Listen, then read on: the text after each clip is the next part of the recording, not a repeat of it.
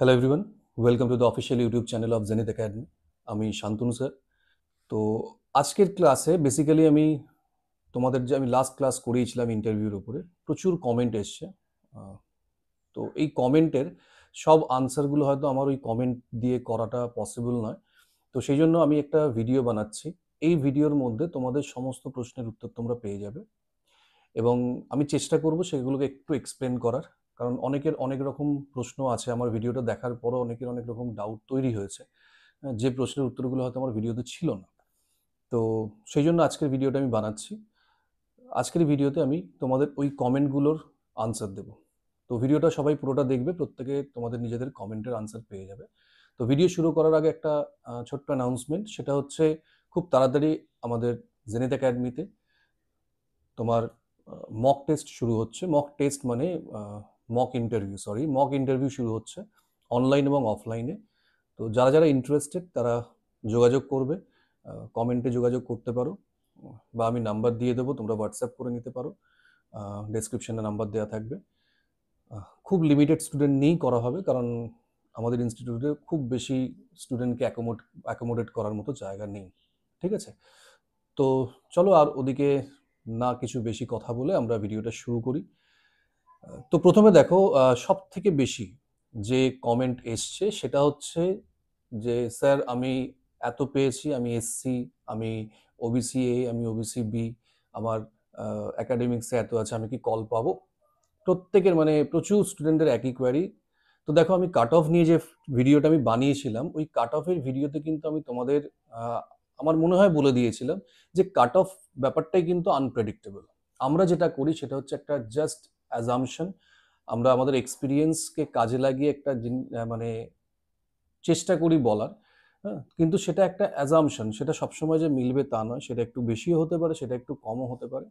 তাই কাট অফটা নিয়ে এখন আর ভেবো না, পরীক্ষা হয়ে গেছে। এখন আমার যেটা মনে হয়, একদম ইন্টারভিউর জন্য প্রত্যেকে প্রিপারেশন নাও।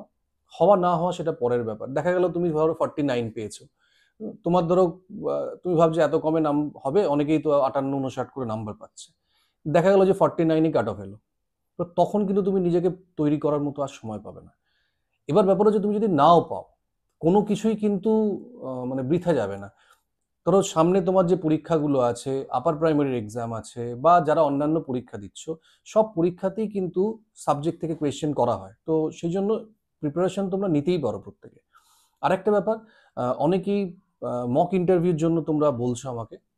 আমি একটু টাইম নিয়ে শুরু করছি। এর কারণ হচ্ছে তোমাদের যারা স্পেশালি মকের জন্য এখনো পর্যন্ত রেডি নও, যাদের সমস্ত কিছু টেক্সটগুলো ঠিকঠাক পড়া হয়নি, তাদেরকে আমি বলবো যে মক ইন্টারভিউর জন্য এত তাড়াহুড়ো করো না। কারণ তোমরা যদি এখনই মক ইন্টারভিউ দিতে যাও, তাহলে কি হবে বলতো, যাদের তৈরি নেই আর কি, যারা ওয়েল প্রিপেয়ার্ড তাদের ব্যাপারটা আলাদা। কিন্তু যাদের তৈরি নেই তাদের সব থেকে বড় সমস্যা হবে কি বলতো, যখন তোমাকে ইন্টারভিউয়ার কোয়েশ্চেন করবেন, তুমি অধিকাংশ প্রশ্নের উত্তর দিতে পারবে না। তার ফলে তুমি কিন্তু ফ্রাস্ট্রেটেড হয়ে যাবে আরো, যে আমার দ্বারা হবে না, তোমার কনফিডেন্সটা একদম ডাউন হয়ে যাবে। মক ইন্টারভিউ নেওয়ার উদ্দেশ্যই হচ্ছে তোমার কনফিডেন্সটাকে বুস্ট করা, কিন্তু সেটাই নষ্ট হয়ে যাবে। তাই একটু নিজেকে তৈরি করো কিছুদিন, তারপর মক দাও। এখনই মক ইন্টারভিউ দেওয়ার আমার মনে হয় না এই মুহূর্তে দরকার আছে, হাতে এখনো কিছুটা সময় আছে। আর 15-20টা মক ইন্টারভিউ দেওয়ার কোনো প্রয়োজন নেই। মোটামুটি 2 থেকে 4টে মক দিলেই তোমরা বুঝে যাবে যে তোমাদের প্রিপারেশন কিরকম। ঠিক আছে? তো মক ইন্টারভিউর জন্য একটু সময় নাও, আগে নিজেরা একটু স্টাডি করো। তো দেখো, আমি যেটা বলছিলাম, আমাদের আজকের যে টপিকটা, কমেন্টে তোমাদের যে ডাউটগুলো আমি দেখলাম সেগুলোর উত্তর দেবো। তো ফার্স্ট যে কোয়েশ্চেনটা তোমরা করেছো, যে লেকচার ডেমোতে 9-10 থেকে কোয়েশ্চেন করবে। দেখো, তুমি যদি 9-10-এর জন্য ইন্টারভিউ দাও, তাহলে তোমাকে 9-10 থেকে কোয়েশ্চেন করবে। তুমি যদি 11-12-এর জন্য ইন্টারভিউ দাও, তোমাকে 11-12-এর জন্য করবে। সাধারণত 9-10-এর স্টুডেন্টকে 11-12 থেকে কোয়েশ্চেন করবে না সিলেবাস থেকে, আবার 11-12-এর স্টুডেন্ট ক্যান্ডিডেটকে 9-10-এর সিলেবাস থেকে কোয়েশ্চেন করবে না। এবার যদি আমি এসএলএসটি সিলেবাসে আসি, যেমন ধরো ইংলিশের ক্ষেত্রে, ইংলিশে কিন্তু কিছু কিছু পোয়েম ধরো কমন আছে, তো সেখানে করতেই পারে। যেমন কিডস কিন্তু 9-10-এও আছে, 11-12-এ আছে, তো সেটা করতেই পারে। জেনারেলি 9-10-এর স্টুডেন্ট যারা ক্যান্ডিডেট 9-10-এর জন্য ইন্টারভিউ দিচ্ছে, তাদের 9-10 থেকেই কোয়েশ্চেন করবে।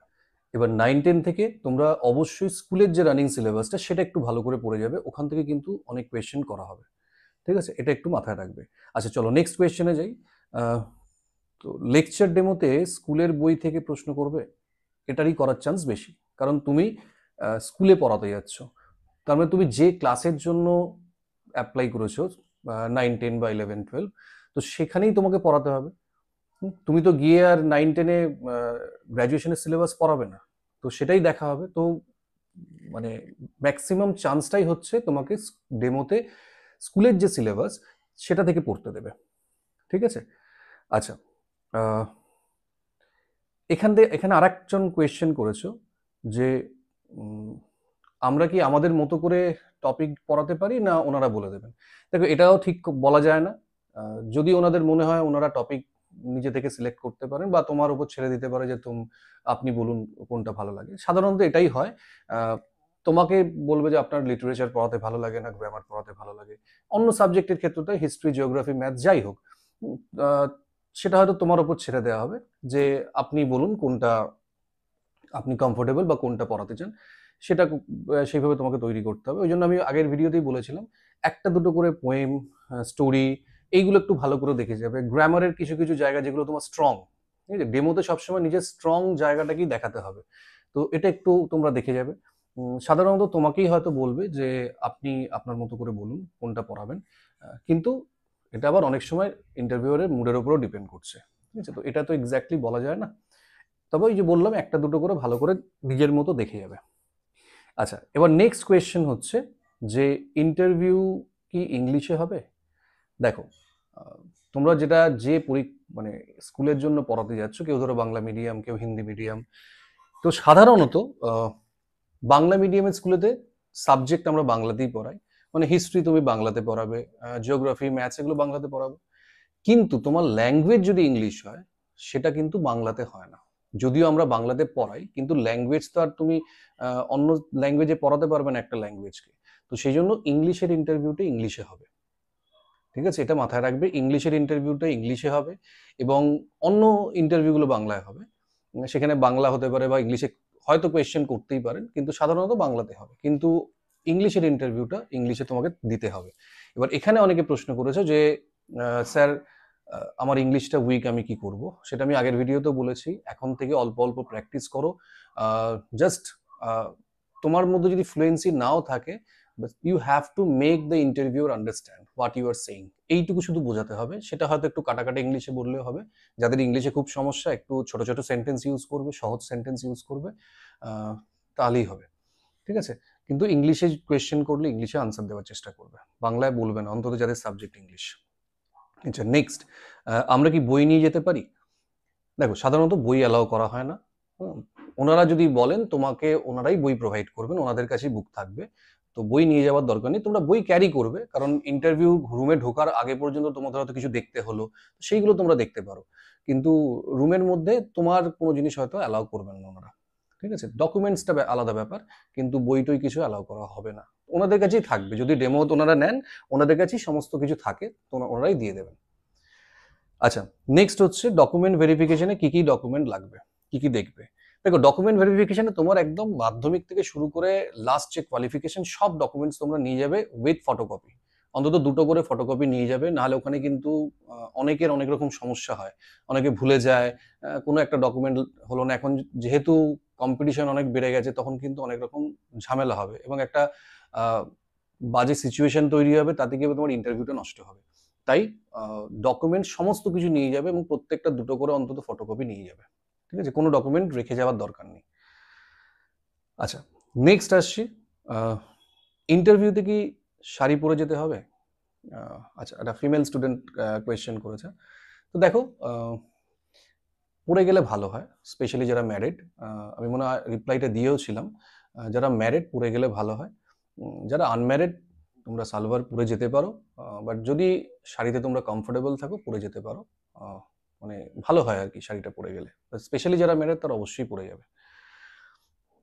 আচ্ছা নেক্সট হচ্ছে, নতুন সিলেবাস থেকে কোয়েশ্চেন করবে না পুরনো সিলেবাস থেকে? অবভিয়াসলি নতুন সিলেবাস থেকে কোয়েশ্চেন করবে, যে সিলেবাসটা এখন রানিং স্কুলে যেটা চলছে। বা পুরনো সিলেবাস কোনটা করতে পারে, তোমার ধরো গ্র্যাজুয়েশন বা মাস্টার্স, তুমি ধরো আগের সিলেবাসে পরীক্ষা দিয়েছো, এখন সিলেবাস চেঞ্জ হয়েছে, ঠিক আছে? তো সেক্ষেত্রে কিন্তু তুমি যে সিলেবাসে গ্র্যাজুয়েশন করেছিলে বা মাস্টার্স করেছিলে, আমি সব সাবজেক্টের কথা বলছি, সেই সিলেবাস থেকে কিন্তু কোয়েশ্চেন করা হবে। বাট এখন যেটা স্কুলের রানিং সিলেবাস, সেই সিলেবাস থেকে কিন্তু কোয়েশ্চেন করা হবে, পুরোনো সিলেবাস থেকে কোয়েশ্চেন করা হবে না। এবার ধরো ওই যে বললাম, কথায় কথায় হয়তো বলতেই পারে যে আপনার আপনার সময় আপনি কি পড়েছিলেন, কোনো কিছু মনে আছে? অনেক দিন তো হলো আপনি মাধ্যমিক পাশ করেছেন, মাধ্যমিকে কোন গল্পটা আপনার ভালো লাগতো, এরকম করতে পারে। বাট ওটা তো সবসময় মনে রাখা সম্ভব নয়। তবে বেশিরভাগ কোয়েশ্চেন তোমাকে একদম নতুন সিলেবাস থেকেই করবে। আচ্ছা, নেক্সট হচ্ছে বিএড থেকে কি ধরনের কোয়েশ্চেন আসতে পারে। এইটা দেখো, মানে বিএড একটা ভাস্ট চ্যাপ্টার এবং অনেককে মানে বিএড এর কোয়েশ্চেনই বেশি করা হয়। সাবজেক্টের ধরো কম কোয়েশ্চেন করলো, বেশিরভাগ কোয়েশ্চেন বিএড থেকে করা হয়। এবার ওই বিএড থেকে তোমার চাইল্ড সাইকোলজি আছে, তোমার সাবজেক্টের কোয়েশ্চেন করতে পারে, মানে টিচিং যে মেথডোলজি আছে সেইগুলো থেকে কোয়েশ্চেন করতে পারে। যেমন ধরো বললো যে রিমেডিয়াল টিচিং এর দুটো বেনিফিট বলুন, বা কোন ধরনের স্টুডেন্টকে আপনি রিমেডিয়াল টিচিং দেবেন আর কি। কিংবা ধরো এরকম বললো যে প্যাভলভ আর স্কিনারের যে থিওরি, দুটোর মধ্যে ডিফারেন্স কি, আপনার কোনটা মনে হয় যে কোনটা বেশি অ্যাপ্লিকেবল। ঠিক আছে? বা এরকম বলবে যে প্যাভলভের থিওরিটা আপনি ক্লাসের মধ্যে কিভাবে অ্যাপ্লাই করবেন, এই ধরনের কোয়েশ্চেন করতে পারে। কিংবা ধরো এরকমও কোয়েশ্চেন করতে পারে যে ধরে নিন আপনি চাকরিটা পেয়ে গেলেন, দিয়ে আপনার একটা স্কুলে পোস্টিং হলো, সেখানে আপনি যে ক্লাসটায় গেলেন, না ধরুন ক্লাস 9-এ গেলেন, সেখানে আপনার আগে অন্য একটা স্যার বা ম্যাডাম ক্লাস করাতো এবং ওনার ফিডব্যাক খুব ভালো ছিল, উনি খুব ভালো পড়াতেন। এবার স্বাভাবিক, নতুন টিচারকে হয়তো স্টুডেন্টরা প্রথমে নিতে চায় না। হয়তো ওনারা মানে ওই স্টুডেন্টরা হয়তো ওই স্যারের বা ম্যাডামেরই ক্লাস চাইছে। তখন আপনি কিভাবে স্টুডেন্টদের মন জয় করবেন, কিভাবে শুরু করবেন, যে এই ধরনের কোয়েশ্চেন কিন্তু করতে পারে। বা লার্নিং স্টেজ থেকে কোয়েশ্চেন করতে পারে, তার অ্যাপ্লিকেশন কি আছে। তো এইগুলো যে ধরো মেথড অফ লার্নিং আছে, স্টেজ অফ লার্নিং আছে, কোন এজে কিভাবে পড়ানো হয়, এই যে ব্যাপারগুলো বিএড থেকে, তোমরা সবাই বিএড করেছো, তাই বিএড এর থিওরি মোটামুটি তোমাদের জানা আছে, এগুলো একটু ভালো করে করবে। শুধু পড়ে গেলে হবে না, এর অ্যাপ্লিকেশনটা জানতে হবে। তোমাকে একদম স্ট্রেট কোয়েশ্চেন করো যে এই থিওরিটাকে তুমি কোথায় অ্যাপ্লাই করবে, মানে আপনি কোথায় অ্যাপ্লাই করবেন, বা এই থিওরির অ্যাপ্লিকেশনে আপনার কি প্রবলেম হতে পারে। ঠিক আছে? এই যে জিনিসগুলো, এইখান থেকে কিন্তু বিএড এর এই প্র্যাকটিক্যাল টিচিং এর যে ব্যাপারটা, ওটা কিন্তু খুব দরকার। স্টুডেন্টকে হ্যান্ডেল করার যে একটা পাওয়ার, সেটা কিন্তু টিচারের মধ্যে থাকতে হবে, যেটা আমরা বিএড থেকে শিখেছি। তো ওই জায়গাটা কিন্তু আমাদের তৈরি করতে হবে। আচ্ছা, এইগুলো হচ্ছে বিএড থেকে কোয়েশ্চেন করা হবে। এবার নেক্সট দেখো, আর একটা কোয়েশ্চেন আছে যে বিএড এর যেটা টিচিং মেটেরিয়াল। ধরো তোমাকে বললো যে আপনি ধরুন কারো সাবজেক্ট হচ্ছে জিওগ্রাফি, তাহলে এবার বলা হলো যে আপনি যে ভারতের নদ নদী পড়াবেন, তাহলে আপনার টিচিং মেটেরিয়াল কি কি লাগবে। ঠিক আছে? বা ইংলিশের ক্ষেত্রে যদি কেউ কোনো একটা কবিতা পড়ায়, তাহলে আপনার টিচিং মেটেরিয়াল কি কি লাগবে। এই যে কোয়েশ্চেনগুলো কিন্তু করা হবে। তো টিচিং মেটেরিয়াল কোন সাবজেক্টে কি লাগে, কোন মেটেরিয়ালকে আমরা কিভাবে ব্যবহার করব, এইগুলো কিন্তু মনে রাখতে হবে। এবং যেটা আমাদের ডেমো ক্লাস, লেকচার ডেমনস্ট্রেশন, সেখানে কিন্তু বোর্ড ওয়ার্ক যদি করতে দেওয়া হয়, তো বোর্ড ওয়ার্কে প্রপারভাবে কিন্তু কোন সাবজেক্ট পড়ানো হচ্ছে, ডেট, এইগুলো কিন্তু প্রপার জায়গায় লিখতে হবে। এটা লিখে তারপরে ক্লাস শুরু করতে হবে। এরকম নয় যে বললো আর আমি শুরু করে দিলাম একটা টপিক পড়াতে। অবশ্যই কিন্তু এই প্রপার জায়গায় প্রপার জিনিসটা দিতে হবে। এগুলো তোমরা একটু ভালো করে দেখে নেবে। এই জন্যই আমি তোমাদের বললাম যে একটু আগে স্টাডি করে তারপরে মক ইন্টারভিউগুলো স্টার্ট করো, তাহলে তোমাদেরই ভালো হবে। তো এই ছিল কিছু কমেন্টের আনসার। তোমরা যে যে প্রশ্নগুলো করলে আমি আনসার দেওয়ার চেষ্টা করলাম। তো আরো যদি কিছু প্রশ্ন থাকে যেগুলো ধরো আমি কোনো কমেন্ট স্কিপ করে গেছি, তো সেগুলো তোমরা একটু আমাকে জানাবে কমেন্টে। সব কমেন্টের আমি আনসার দিতে পারছি না, তার জন্য দুঃখিত। তো আমি চেষ্টা করলাম ভিডিওর মধ্য দিয়ে সব আনসারগুলো দেওয়ার। তো আবার বলছি, ভিডিও যদি ভালো লাগে বন্ধুদের সঙ্গে শেয়ার করবে, চ্যানেলটাকে সাবস্ক্রাইব করো, আরো বেশি করে শেয়ার করো যাতে সবাই ভিডিওগুলো দেখতে পায়। এবং কেমন লাগলো সেটাও কমেন্টে জানাবে। খুব তাড়াতাড়ি আবার একটা নতুন ভিডিও নিয়ে দেখা হবে।